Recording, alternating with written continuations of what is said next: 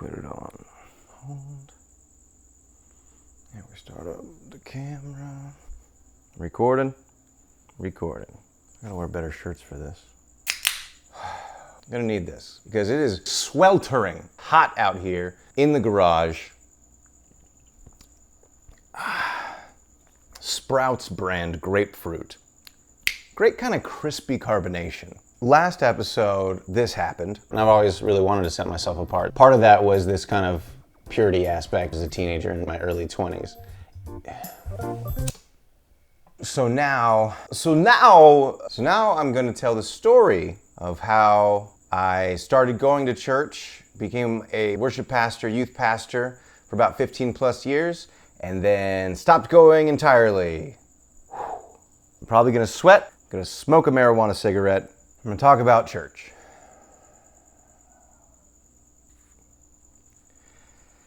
Everybody's favorite subject, religion.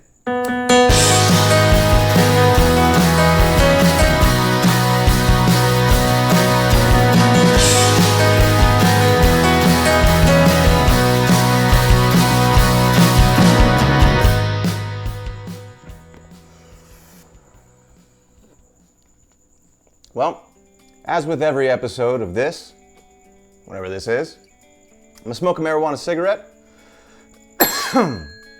Got that cough counter. And when the marijuana cigarette is done, then I will be done talking. I'm gonna be talking about religion. That's why I started this early. Hot as hell in here. When I was 16, my dad introduced me to his co-worker's son, who was in a band, the worship team at the youth group at the time. I was invited to go see their band practice. I love music, so I was like, yeah. They're like, you wanna come to church with us? I was like, sure. I had gone to church when I was younger. I remember my mom bringing us sometimes, going sometimes with my dad. But now I was introduced to these guys who were, cool dudes, playing music, they're in the band. And I also was somewhat trying to construct my own family. My childhood was fairly inconsistent, so I was looking for some consistency, and the church provided that. So went to youth group, got to know a lot of people there, and really started building some friendships. I was looking for a family, and this family told me how to love and how I should be loved, and talked to me about empathy and compassion and helping the vulnerable and the weakest. I really resonated with these kinds of ideas. People were struggling, and we could be there to help them. And I thought, that's a Jesus I could live with.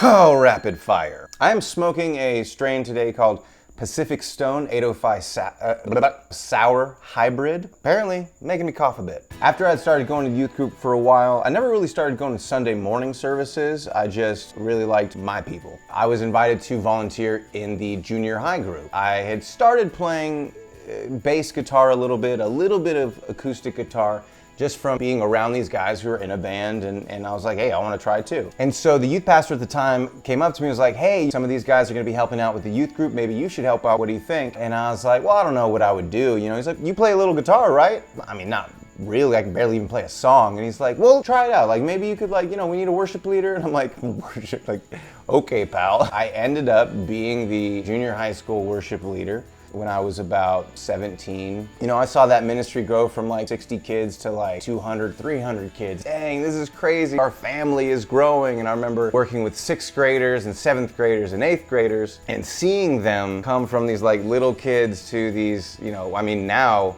I'm Facebook friends with some of them. I love them to death. I mean, shit, I was a kid, man, trying to help out, give some kind of insight to these other kids.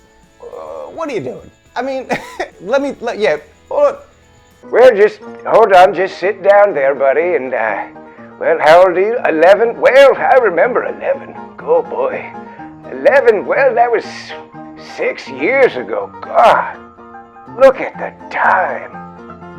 How it flies. We kind of grew up together. I was struggling through my own stuff that I was dealing with, but I remember helping some kids go through some of the stuff they were dealing with. Parents who were divorcing, a lot of them had difficult home lives, stressful times, and that all showed in them getting out of line and all that kind of stuff. There were a couple tent pole moments where I realized that there was a certain kind of Christian, and that kind of the Christian was the kind that demanded full submission to authority, no matter what. One time I remember being in the high school youth group when some kids had set off some firecrackers on the side of the church.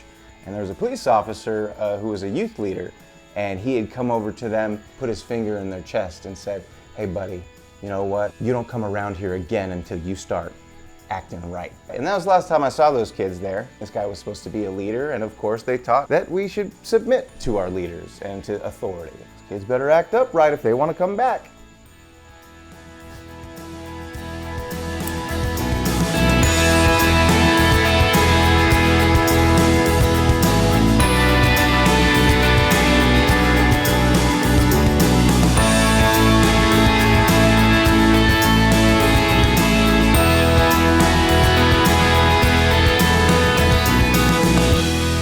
After I was in youth ministry for a long time, it basically became my full-time job. My entire life was just dedicated to volunteering. Part of me was, a lot of it was using the church as an escape from the responsibilities of life. Because if you were there at the church, people would feed you, they'd take care of you, they'd encourage you. It's hard for a teenager to find a place where they're wanted.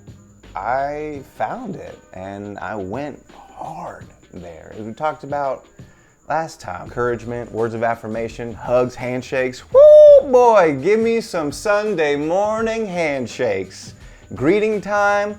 What's up? How's it going, Nick? Yeah. Hey, great. How's it going? Oh, great. You like the songs? Wonderful. I'm glad you liked it. Wonderful. No, absolutely. Bless. God bless. Thank you. Awesome. The community. I soaked it up. Just great. It was the best part of church was that, right? Just the love fest. We're gonna love on each other. Gross, but yeah, we're gonna love each other, right?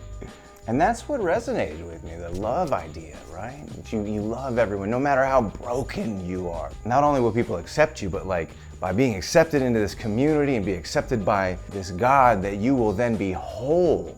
And that the promises that were made are just so enticing. They always fell short. And maybe I didn't try hard enough. Maybe I didn't read my Bible enough. Maybe I didn't pray enough. And I'm sure those people who did that 100 times more than I did think that they still didn't do enough. Because they probably still feel just as full of doubt and just as sick of what church has become.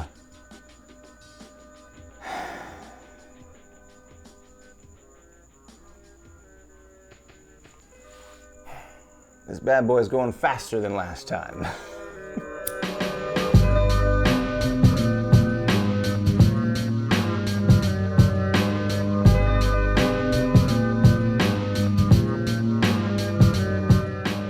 Make yourself laugh there, Mr. Yuckamups.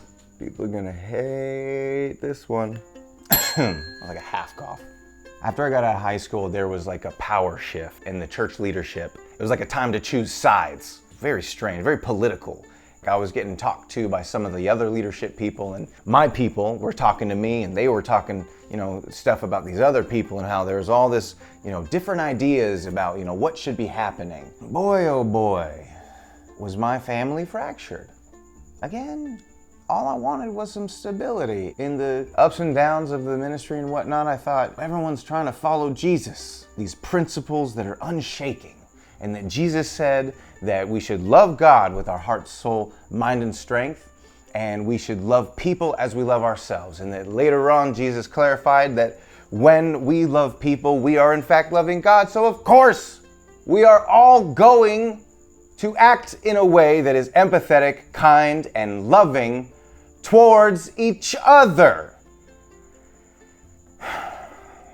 So when there was a split in the church, some folks decided to go join up with this other new church plant. A couple of people decided to stay, and I was left feeling I don't know what to do. This loyalty thing is not okay So I'm gonna choose not to choose, and I'm gonna go somewhere completely different. Nice church, fancy church, church on a hill, so to speak.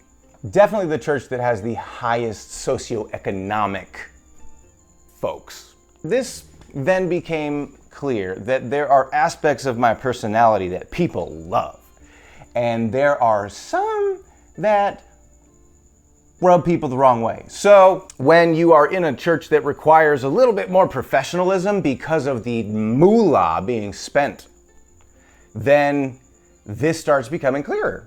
A particular time I remember when everybody's doing prayer time, I was coming back, we're gonna end the night with some worship. I walk into the room, hallelujah, woo! Couple prayer groups still praying. Nick, shh!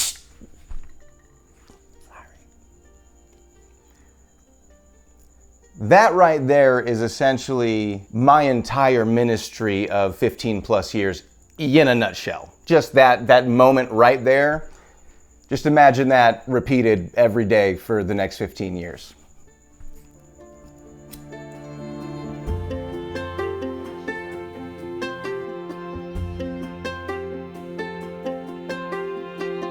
I also started recognizing this emphasis on this product that we are presenting, this package deal of you come on Saturday, Sunday morning, Sunday night, Wednesday night, Tuesday night, we got what you need. Lights, sound, smoke if you need it. We got the TVs, the guitars, and that is what the people loved from me. Oh gosh. The emphasis on performance was never made. I just gravitated that way because it felt right, you know? Like, it says in the Bible, David, he'll be even more undignified than this, dancing around with his dick flopping around in his loincloth. Listen, we always try and water down these Bible stories sometimes, right? Like when it says David was dancing around in his loincloth and like the handmaids were like embarrassed or whatever. Clearly they saw his junk, okay? Same thing when it comes to, I hope I didn't lose that audio. That would suck.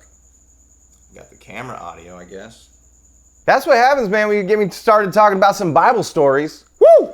Jesus turned water into wine after they had already had too much to drink. He brought out the better wine. I'm sorry, but does the better wine taste more like grape juice or more like wine? And these are people who basically only drank wine. So they were toasted. Just like me. Maybe not just like me, although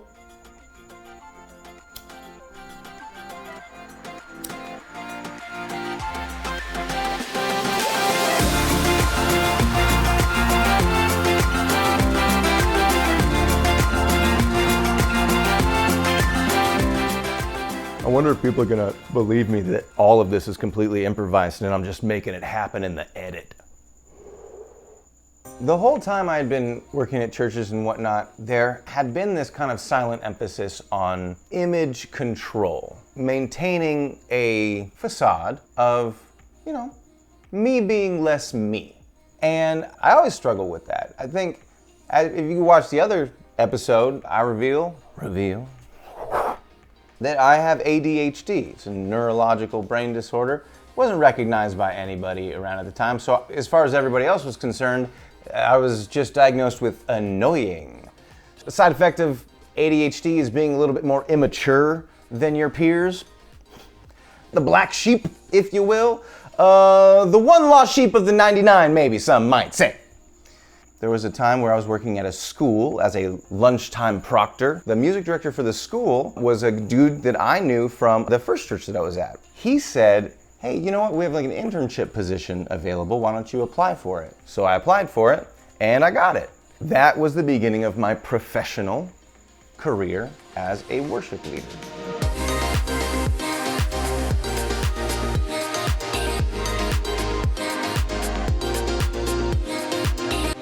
I had the confidence to lead a team, and that's something that a lot of people were lacking at that young of an age, which, there's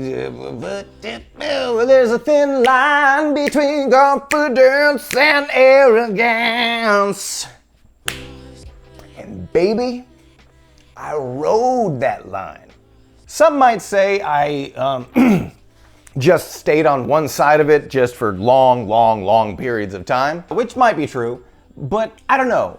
I feel like there was a certain point where I've always reached with an employer who was like, you know what, I don't think that you really take instruction well. And I was like, well, I think that you're wrong.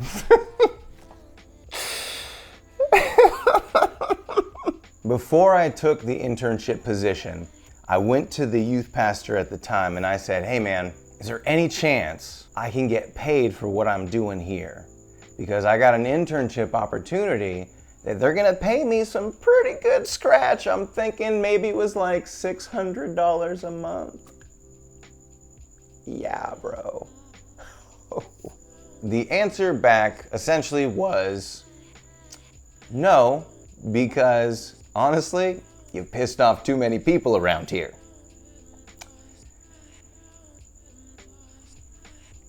Fair enough. At which point I found a way to piss off different kinds of people. The only answer is to get more high. Yes. What's better, less of something or more of something?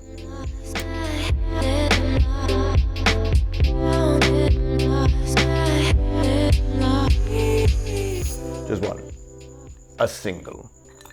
At this next position, I felt better about my place. I found a group of friends that I really resonated with who challenged me in my ways. I knew nothing about politics. I assumed because I came from the last two churches I was at were fairly conservative, so I thought this is what Christians were. You know, we were all conservative, religious, Republican. Boy, was I wrong. You find a different breed of Christian when you jump from Baptist to Nazarene. Denominations are a bitch. But at that church, I found people that taught me when you are compassionate and empathetic to people, you should also do so with your vote. And it was the first time I'd been confronted with that idea. Honestly, it made tons of sense, especially considering, Jesus. Also, I think there was a sense of belonging in that, It was a more empathetic environment. It was a more compassionate environment. And you know what? These people tolerated me much better than the last people.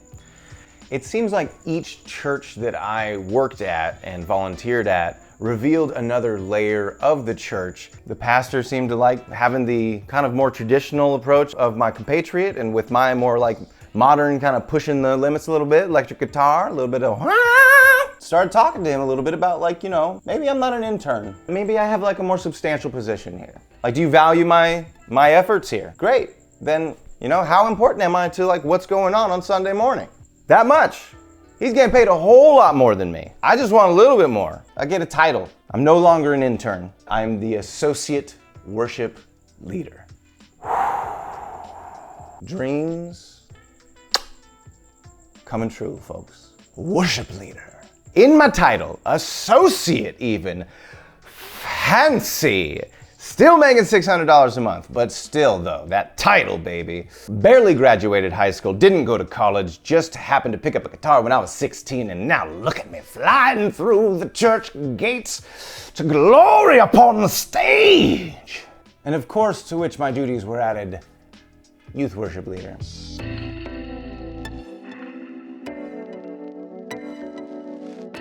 After a few years at that church, I met my wife around that time. We got married and I transitioned to my next church job.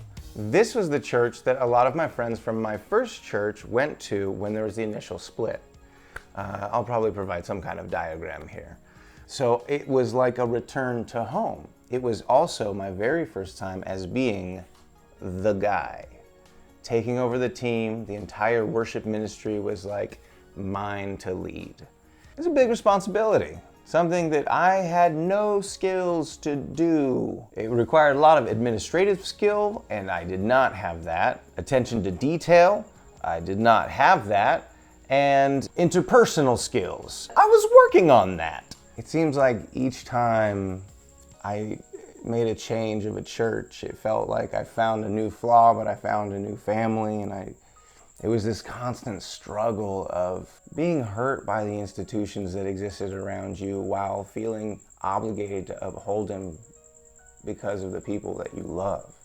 I think that's why I butted heads with so many people, because I constantly pushed against the way things were being done. I don't care if we played that song every single Easter for the last 6 years. Tradition for tradition's sake does not matter.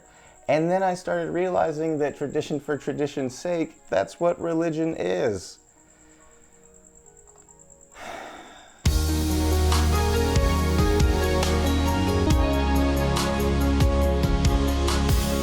I experienced a big moment in church history when I was at that church, where we got a building. We leased a building, and we were able to build out rooms and paint things and make a stage and have screens. Big time, baby. And I was the worship leader. Like, I had gotten on this train at the right time. Boy, did the egos fly when you've got a canvas that so many important people can paint on. What? Yes, we should definitely have brass on the ceiling. Oh, wood paneling? Of course. You'll never know how many specific paints there are until there's about 4 dudes who all have construction companies. Well, which one is going to reflect the light best? Maybe there's the specialty paint. And of course, I actually moved into becoming the youth guy after the youth guy left. That was the first church that really accepted broken people. Broken as defined as basically if you're gay or lesbian, or they're just happy you're there. Like, oh my gosh, did you see that we have a lesbian couple? Oh my gosh, I know, right? We are so progressive. You know, even people on staff, the audio video guy, first time I met him, I was holding like a muffin, chocolate chip muffin. It looked delicious. He comes up to me and he goes, hey man, you ever play Muffin Smack? And I was like, what are you talking about? He goes, smacks it out of my hand. Welcome. Is this how we play? There was kind of like this on these other places that I was at, like that whole idea of etiquette and like, you know, being more like polite or whatever, like that's just out the window when like somebody on staff is like just a dickhead like that. Great, let's open this baby up. Let's see what we can do. Not many people want to see what we can do. Tone it down a bit, Nick. There's a weird line to ride when you're a pastor, because the success of your church is directly reflected in your ability to pay yourself. So if your tithing is going well, you can feel like, man, my church is doing fine. But if your tithing is not going well, then what are you doing wrong? How else can you measure the success of your church? Once I was at that level, that is something that I realized, that budgets matter. I had a budget, had to like turn in receipts for stuff, and boy, oh boy, yeah, that is not my jam. I'll tell you that right now. Boy, oh boy, no, thank you. I don't like keeping track of tiny little bits of paper. For what reason? I took a student to a smoothie. I got a smoothie. You want a paper trail for that? I don't. I was never shy about not being good at these things. Like, oh yeah, man, I really struggle with this stuff. Okay, well, you know, you gotta do it. So there you go, right? Okay, I'm gonna do my best. All the while going to tons of leadership conferences, worship leading conferences, basically concerts. The whole time I'm struggling in all of these areas, and I don't think anybody really identified it, and neither did I. I was just kind of floundering at running my own ministry and then running 2 ministries.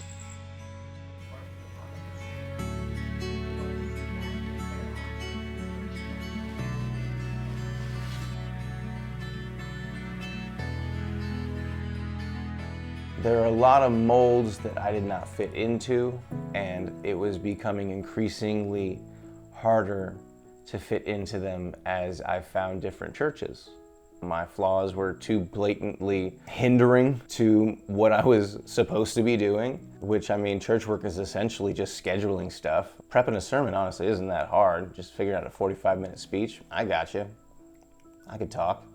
Avi. There were so many things about it that it just wasn't clicking, and I think that it wasn't just about scheduling, it wasn't about that, it was I didn't belong anywhere, you know, and I feel like I was giving it a couple last-ditch efforts here at fitting in, finding people who want me and who are grateful for me. And each place I went to was exceedingly grateful when I was first there.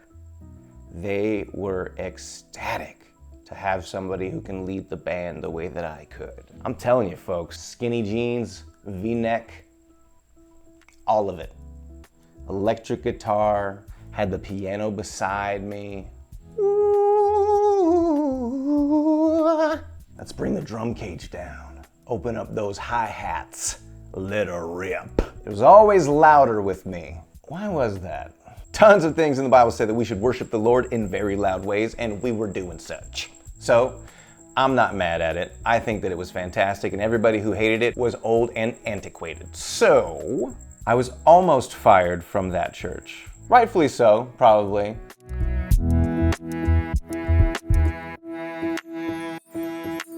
I luckily found another job, and it was worship leading, it was youth pastoring. It's the first time I had to negotiate for salary. The guy goes, so how much were you making at your last job? I said, oh, 38,000 plus benefits. Great, we can offer you 38,000 and we'll pay half of your benefits.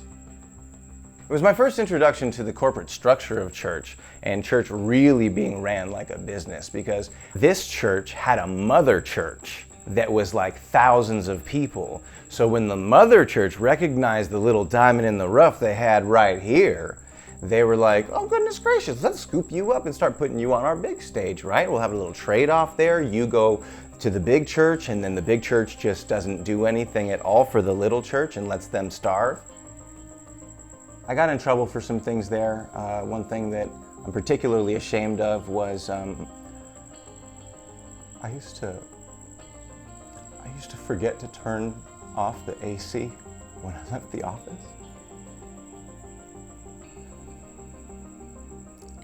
Oh God. Feels so good to get that off my chest.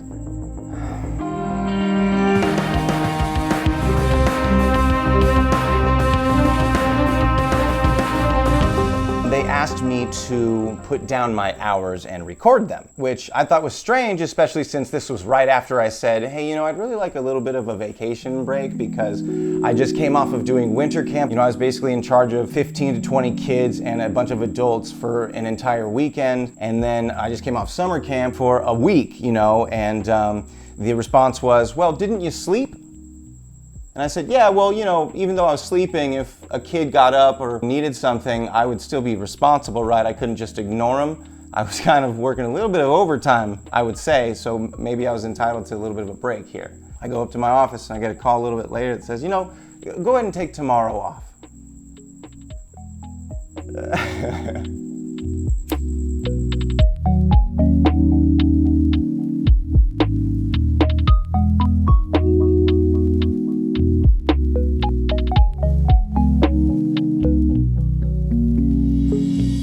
I was at that church for about 18 months. Towards the end of my run there, we actually had an incident at my house where my car was firebombed on Cinco de Mayo.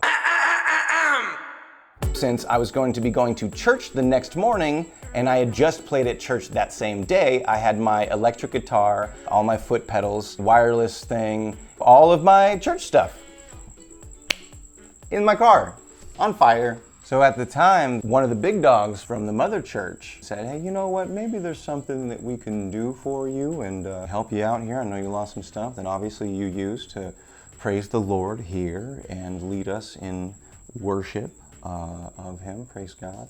Too bad though, because it was a couple weeks before they were deciding to fire me. So as soon as they decided to fire me, when I was like, hey man, it would really be easier for me to do my job if I had those things that, I needed. Oh yeah, I don't know if we can do that. Well, you said you would. No, I didn't promise anything. I just said maybe we could help you out. Okay, well, fuck me then, right? So I got a text message one evening that said, hey, meet me at the mothership at 8 a.m. I said, cool, what should I bring? What's it about? Silence. So I go to the meeting, end up being fired. I ask why, and they say, well, based on the law in the state of California, we do not have to tell you. I'm sorry? Yes, so we need you to decide whether you are going to resign, or if you refuse to resign, we will fire you. Why is this happening? I don't know what I should do. I don't know if I should resign or if I should let you fire me. obviously need like unemployment, so I guess, but what looks better on a resume? I don't know. I've never needed a resume. I've just always played guitar and people liked it. I don't know how to do this job thing, and I never have. So this is also probably why I'm getting fired from things, but also why aren't these problems being recognized and fixed? I don't know. I'm not necessarily making judgments. We all know who judges.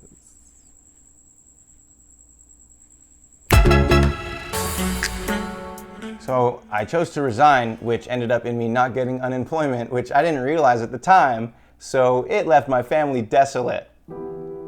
Which nobody ever really seemed to care about, honestly.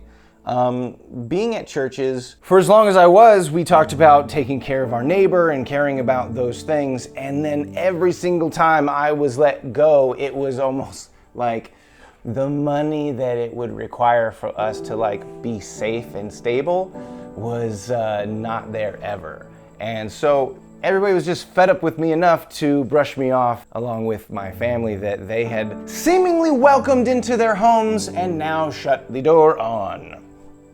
There were plenty of youth students that I was unable to say goodbye to. Tons of students that I built strong relationships with that I was unable to say I love you and I care about you and I want you to be the best that you can be for you, and Jesus loves you no matter what you do. We're down to the last little bit here.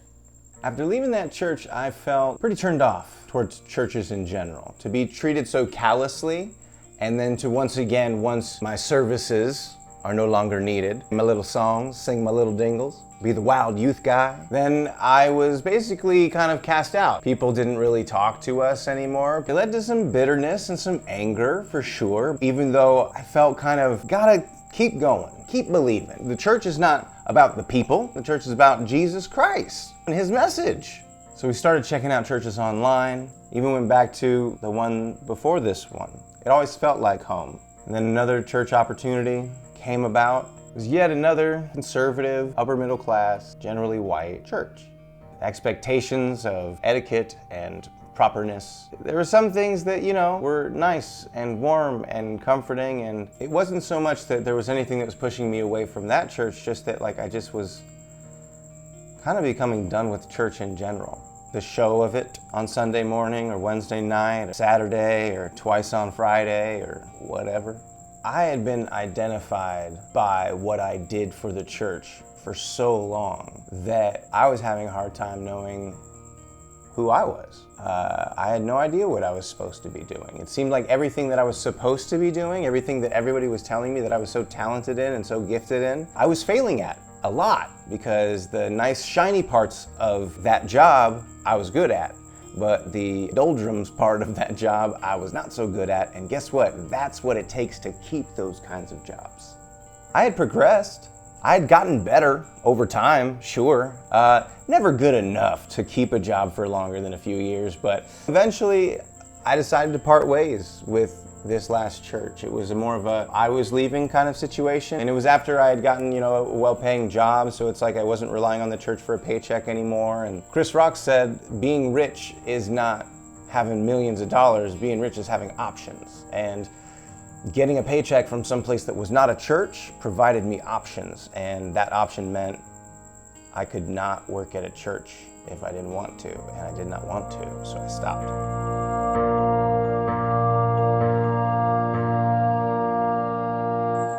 You meet some interesting folks when you work at the church. I met this gentleman who messaged me on social media to tell me about a multi-level marketing opportunity. I said, I'm not interested. How do I know you? Oh, you go to this church, right? Look, man, I'm not really interested. And he was kind of aggressive, so I blocked him.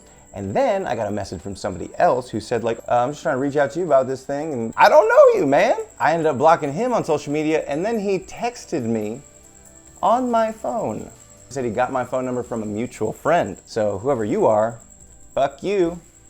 He then threatened me to say oh, I know the pastor of this church. I'm gonna talk to him. So I called my direct supervisor at the time and I said, hey man, this guy says he comes to this church and we should have like a pastor mediate. Text that guy right back. And I said, you know what, man? I got this pastor said he'd love to talk to us. Well, no, I don't think that's necessary. I think that we'll just let bygones be bygones. And yeah.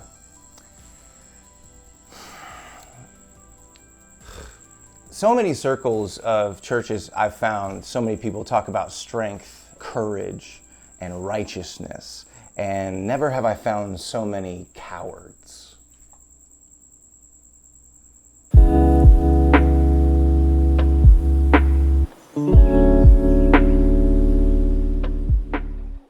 I finished my stint with that big old church, being even more soured by the process of it. Then I went back home and I just started volunteering. I had gifts, as they like to call them, that came in the form of drumming or playing bass or guitar or singing or leading when they can't lead and la la la la la la la. Look at me, I'm worship leading, but I'm not getting paid for it. I'm so motherfucking righteous. And even volunteering came with it all of the same stuff. Honestly, it seemed like there was just a chronic unwillingness across all churches to recognize problems within their structures, problems within the way they valued people. I'd started out going to church looking for stability and a family that I didn't have growing up. And I found it and was rejected by it. And then I found it and then was rejected by it over and over and over and over again. Then, in 2016, evangelicals widely accepted and willingly voted for the current president. These people told me how to love. They reinforced to love our neighbor as ourselves. The one thing that I felt like we could always cling to is our universal values of what it meant to love people. And then I felt betrayed. Because there's nothing about this administration that is loving or empathetic or compassionate or kind to people. If you can't see by now, you're not following Jesus. You are most definitely not doing this for the unborn. You're a cult follower. You are the worst of identity politics. And if that is what Christian is, I am not that.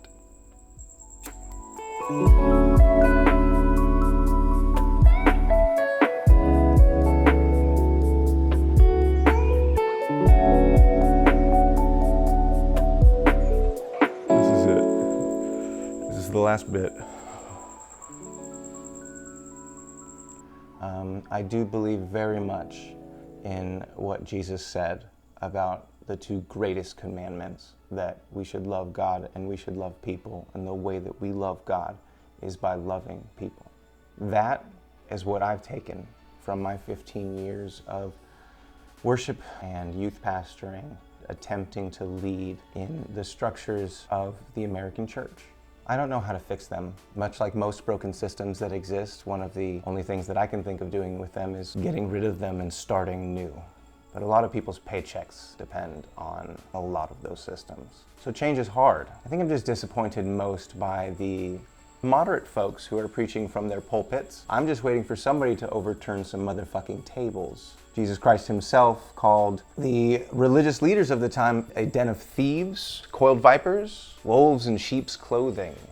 And there's that old saying that says, well, if you ever find a perfect church, don't go there, because you'll fuck it up. When it was told in church circles, you wouldn't say it like that. So